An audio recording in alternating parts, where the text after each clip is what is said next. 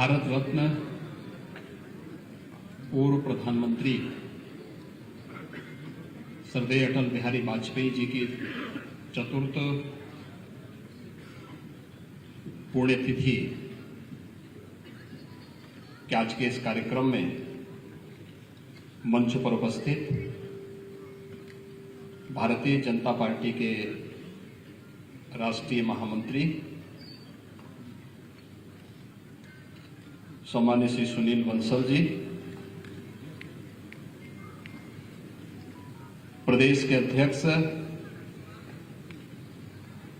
और प्रदेश सरकार में मेरे सहयोगी मंत्री श्री स्वतंत्र देव सिंह जी, उत्तर प्रदेश सरकार में मेरे वरिष्ठ सहयोगी उप मुख्यमंत्री श्री केशव प्रसाद मौर्य जी, आज के इस कार्यक्रम के संयोजक अटल बिहारी वाजपेयी मेमोरियल ट्रस्ट के अध्यक्ष उप मुख्यमंत्री श्री ब्रजेश पाठक जी, प्रदेश सरकार में ही मंत्री श्री सूर्य प्रताप शाही जी, प्रख्यात अभिनेता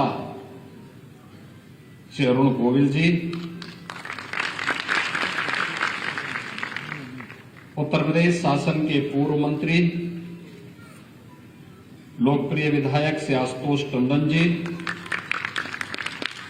डॉक्टर महेंद्र सिंह जी, श्री गोविंद नारायण शुक्ल जी, अवनीश कुमार सिंह जी, मुकेश शर्मा जी, योगेश शुक्ला जी, रामचंद्र प्रधान जी, पूर्व विधायक श्री विद्यासागर गुप्ता जी, डॉक्टर लालजी प्रसाद निर्मल जी और आज के इस कार्यक्रम में उपस्थित श्रद्धेय अटल जी के सभी शुभचिंतक और अनुयायीगण, उपस्थित भाइयों बहनों,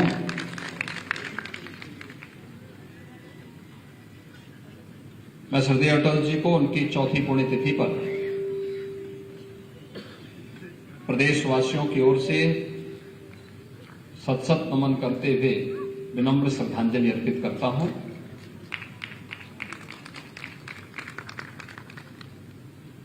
भारत के लोकतांत्रिक इतिहास का एक ऐसा चमकता सितारा श्रद्धेय अटल जी हैं, जिनकी सर्वस्वीकार्यता 6 दशक तक राजनीति के क्षितिज पर चमकते हुए हर एक व्यक्ति की पसंद के साथ ही उन्होंने देश और दुनिया के सामने भारत को एक नई पहचान दी। उत्तर प्रदेश उनके पूर्वजों की भूमि थी। एक समय के बाद पूर्वज उत्तर प्रदेश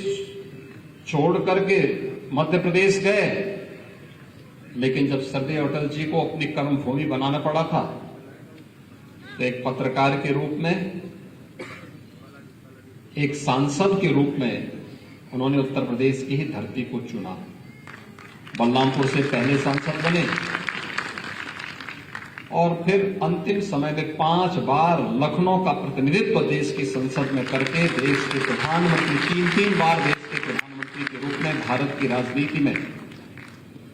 जड़ता को दूर करके स्थायित्व आना चाहिए और राजनीति केवल राजनीति के लिए नहीं होनी चाहिए, बल्कि राजनीति मूल्यों और सिद्धांतों की होनी चाहिए, देश के समग्र विकास की होनी चाहिए। इन्हें स्थापित करने का श्रेय श्रद्धेय अटल जी को जाता है। अनेक दिव्य गुण अटल जी में थे। वे एक पत्रकार भी थे, वे एक लेखक भी थे, वे एक कवि भी थे, एक जनप्रिय राजनेता भी थे और नेतृत्व की क्षमता सम और विषम परिस्थितियों में कैसे व्यक्ति कार्य करता है, यह सरदेव अटल जी के व्यक्तित्व में झलकता था। हर सम विषम परिस्थितियों में कैसे कार्य करना है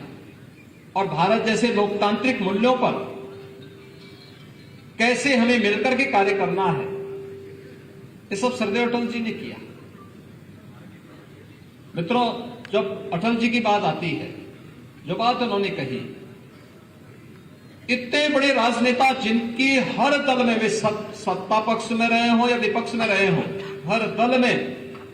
सदैव अटल जी के बारे में लोगों के मन में एक बहुत पवित्र धारणा थी और लोग उसी श्रद्धाभाव के साथ उन्हें सम्मान भी देते थे। और भारत के लोकतंत्र को मजबूत बनाने के लिए क्या होना चाहिए, उन्होंने एक बात बहुत मजबूती के साथ की। लोकतंत्र की यही भावना है कि आदमी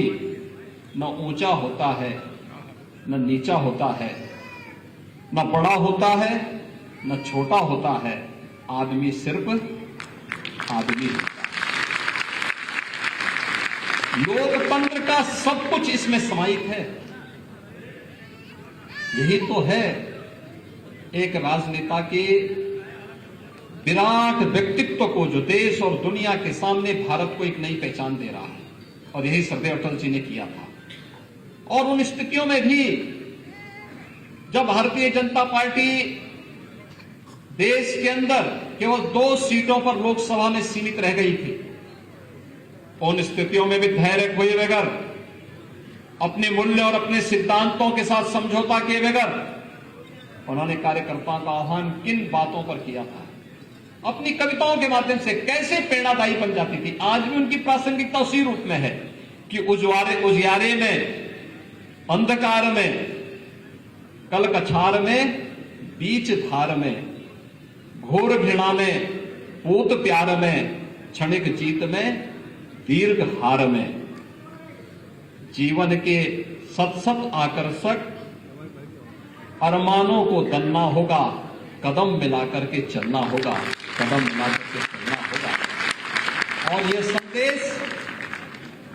जो भारतीय जनता पार्टी 1984-85 में मात्र 2 सीट तक सीमित थी, वह भारतीय जनता पार्टी 1989 आते आते देश के कई राज्यों में अपनी सरकार बना दी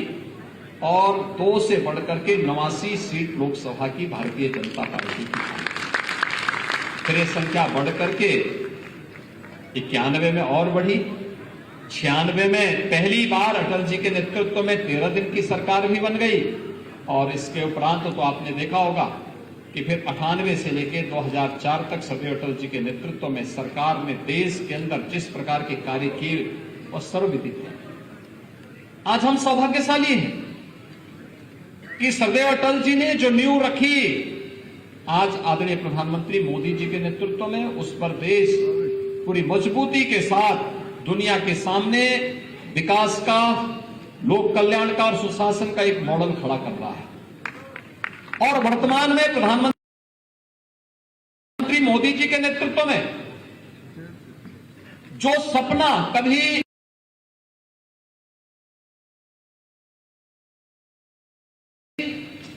एक संकल्प के रूप में डॉक्टर श्यामा प्रसाद मुखर्जी जी ने देखा था, जो सपना कभी पंडित दीनदयाल उपाध्याय जी ने देखा था, और जिन संकल्पों को लेकर के राजनीति में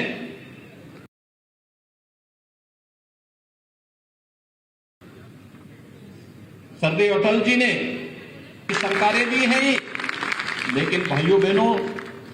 सरकारें तो आएंगी जाएंगी, अपने विरासत के अक्षुण्ण बनाए रखने के लिए क्या कुछ किया है यह आप सबके सामने है।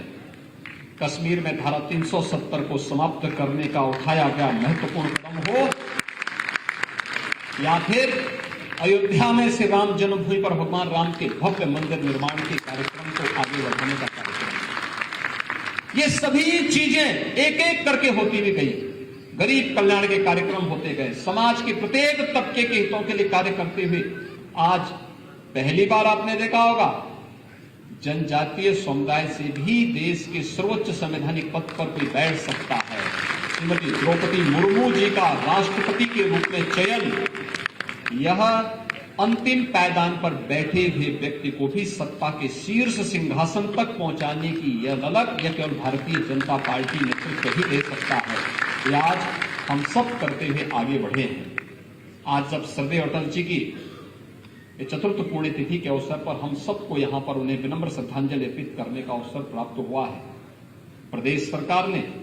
श्रद्धेय अटल जी की ही भूमि है और प्रदेश का पहला मेडिकल विश्वविद्यालय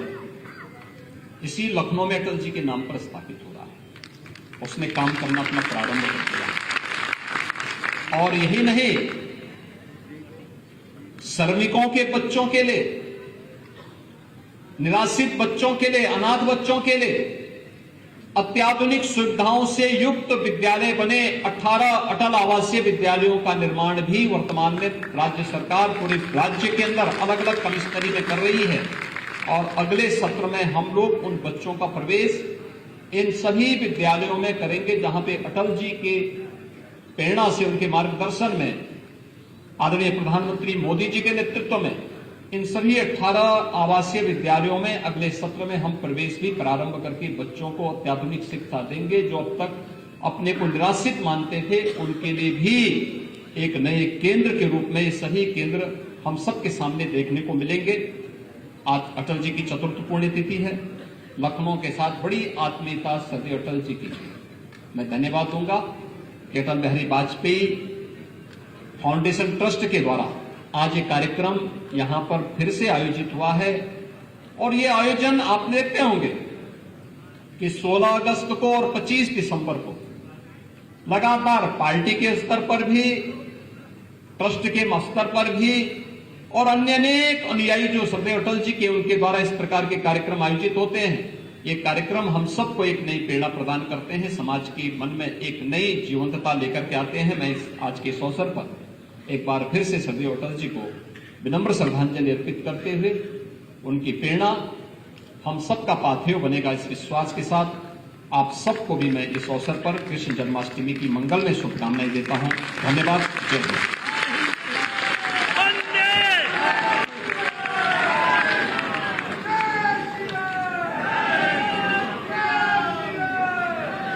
बहुत बहुत साधुवाद माननीय मुख्य अतिथि महोदय का। खबरों के अपडेट के लिए हमारे चैनल को लाइक, सब्सक्राइब एवं शेयर करें।